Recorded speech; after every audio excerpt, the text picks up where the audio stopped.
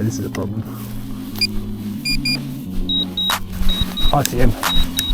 Come here. Whoa, it seems to just be spinning around at the moment. What's going on? Whether I might... Whoa, hang on. Let's... Whoa. Hi everyone, welcome back to the channel. My name is Chris, and today I am back out with the DJI Neo, ready to fly it in FPV mode.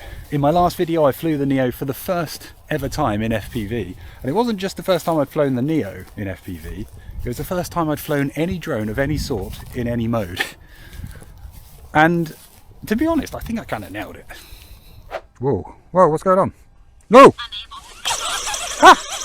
Uh-oh, device disconnected. That does not sound good. Scared. Okay, so I definitely didn't nail it. There were some teething issues, but I was really happy that I got the drone up, I got it flying, I had some really good fun with it, and I found the whole thing really intuitive. So I'm back out again today with it. I'm going to be flying in FPV. The plan is to also try out head tracking. I had an experience with head tracking in the last video. I'm not going to say it was a good experience, but I had an experience with it. So I want to play around with that a bit more and see how that works and what it does, because I think it could be really cool. It's beautiful today, the weather's lovely, it's nice and sunny, which is very rare here at the moment. There's a moderate, a very low breeze, but it's not windy at all. And overall, I think it's going to be hopefully a really nice flight. Oh, I almost forgot, if you enjoy this video, please do drop a like. Also, don't forget to subscribe, because I'm going to be doing loads more of this kind of content, and I'd really love you to join me for the journey. But anyway, enough of that. Let's get in the sky.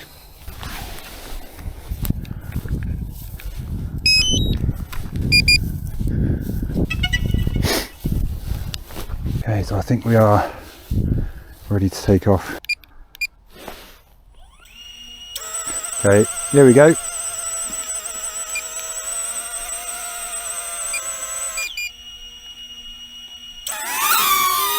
Alright, there we go, we're off.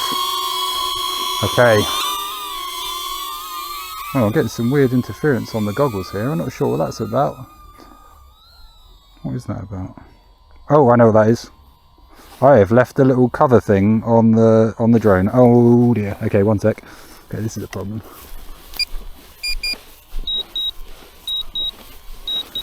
I see him. Come here. Oh, good start. Good, solid start. I think let's start that again, shall we?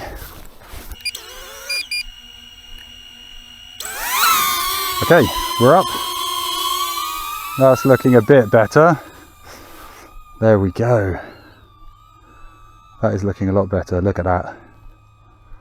So this time I am shooting in 4K 30, which I think is the best frame rate that the Neo can do.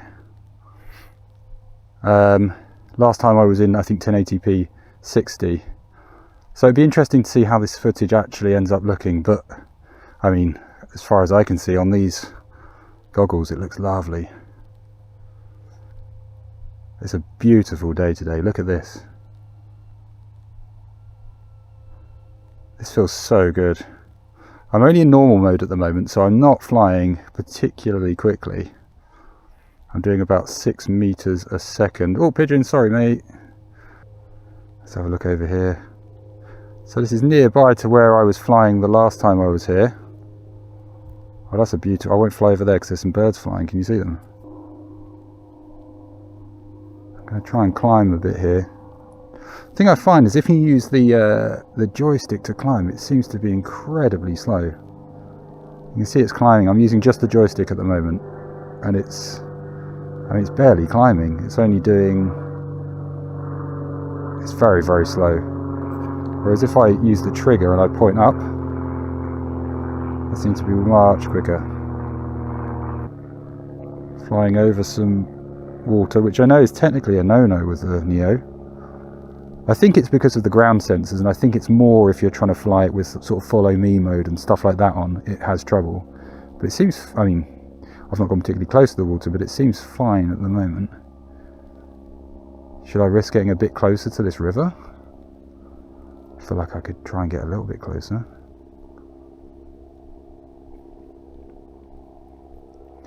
Now I don't want a repeat of what happened last time, where I went a bit too low behind some trees and I totally lost connection to the drone, and it absolutely freaked me out. I've been told in the comments that I've got to trust return to home mode, which I wasn't trusting very much last time, mainly because it was very flooded where I was flying last time and there was a lot of water around, and I just didn't trust that the drone wasn't going to just land in a massive puddle. But so far that seems fine flying over water, right? That seems okay. Okay, so I've got slightly better battery duration because I'm flying in normal at the moment. That's one thing I found with the last flight. The battery duration was quite slow. It was about, I'd say about 10 to 12 minutes per flight, which seemed to go really, really quickly. Whereas I've still got about 70% battery left on this at the moment. Let's get a bit lower over here of this landscape. I'm just about a meter above the ground. Oh, 0.7. I don't want to go too low. I really don't want to crash over there. Alright, okay. That's cool. I think let's try out some head tracking. Okay. I'm going to fly up here and I'm going to get head tracking on the go. Okay, right. Bear with me. Settings. Oh, there's a goggles defog option. Head tracking. Here we go. Aircraft braking. Press lock button to cancel. Okay. Oh wow. Okay. So head tracking is now well and truly on.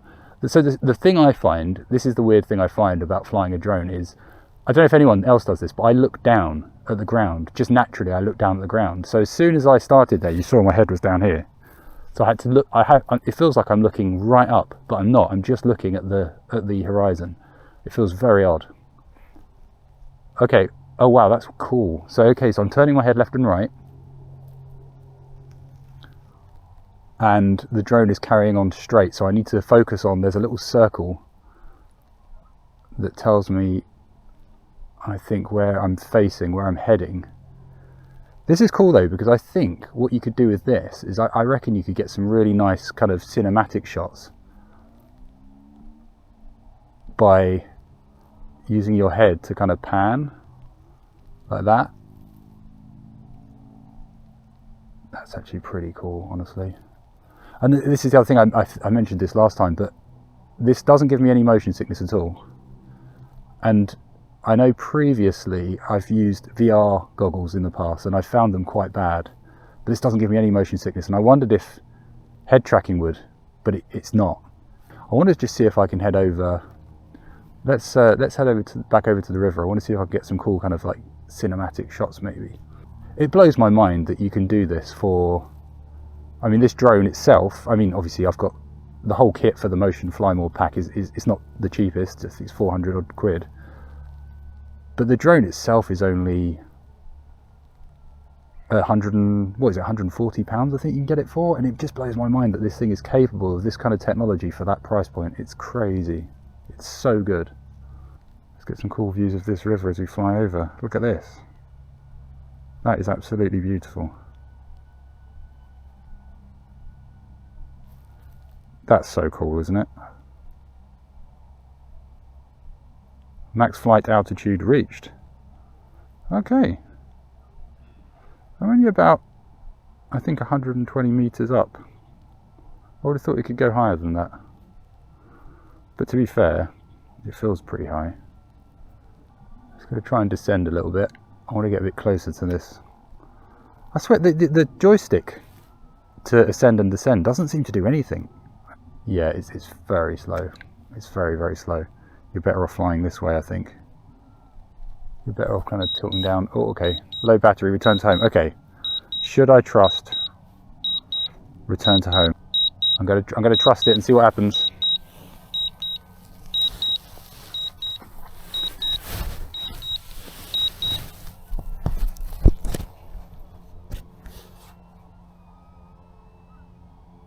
I can hear it.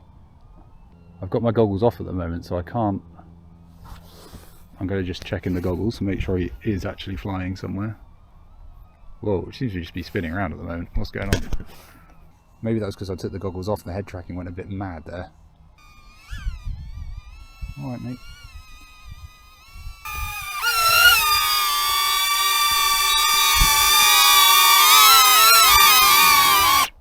Nice. All right. Okay, let's go and change the battery and let's get this thing out there again. So the other thing that I find a little bit confusing that I need to figure out is whether or not, I know this sounds really mundane and it probably is a bit boring, but I figured I'd just share everything with you guys. I don't know whether this box actively charges the batteries, because if I press that button it says 1 bar, and you would imagine this box could hold some charge so that you could charge the batteries up even when you're not near a power source. That's how I see it working, but I've never seen it go over that 1 bar, so I don't know whether I need to charge it more or whether I've just misunderstood and that's not at all what it's for. It's just for carrying batteries and charging them all together. I don't know, but anyway, I know that's really boring. I apologise, but that is a thing that has been on my mind. Okay.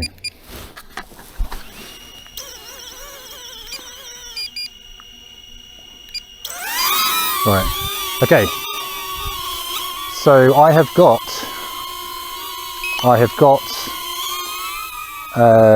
head tracking off. Head tracking's cool, but I wouldn't fly with it all the time. I think it's quite disorientating and feels weird, especially when you're a noob like me and you're kind of panicking about stuff. So I'm in sports mode at the moment. I'm doing about, see, it's saying whether I might, whoa, hang on, let's, whoa, whew. Okay, I should probably concentrate.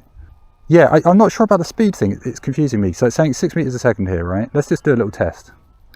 Put it into, oh, hang on. I wasn't in sports mode. I was not in sports mode. That was normal mode. It's not a massive difference between normal mode and sports mode, I guess.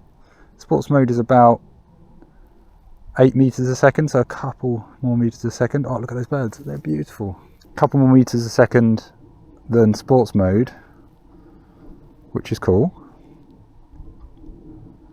But it's not crazy. I think when you start flying these things in manual mode, and you're using the FPV remote, I think you can go much faster because you can kind of tilt the camera and you can fly faster. One thing I've noticed about the Neo actually is that it always seems to lean. Because you'll see this in the footage. It's currently leaning to the right. If I turn it around a bit, is it leaning here? No, it's not leaning there. So that must be wind. Like, it's compensating, I think, for wind. Yeah, see, now it's leaning to the left. If I face it this way, I bet it won't be leaning again if I face this way, because the wind's from behind, probably. Yeah, that's interesting. This just looks great, doesn't it? This is so much fun. Okay, I can see the goggles getting a little bit weird there. I've just remembered I didn't have my antenna up on my goggles actually, which probably isn't helping. So I've got those up now. 77% battery right now, so not doing too bad actually, given that I'm in sports mode. Are there any other modes? It's normal and sport. Okay, that's fine. Should we try and should we try and fly through a little gap? Oh, that's a gap. Let's try. Let's go for it. Oh, yes. Not bad. Not bad. I mean, probably not great compared to a lot of people, but for me, not bad. We're flying against the wind now, so we're only doing about 7 meters a second. So another gap here. Oh, whoa. Okay. Almost lost connection with the remote there. I thought I'd crashed, but I hadn't, which is good. Let's get some low flying in. All right, now what I think I'm going to do, again, I did this last time, but I'm going to basically fly around and just have fun for a bit. And maybe, oh, I nearly crashed there. And maybe edit something together for you guys and see what it all looks like.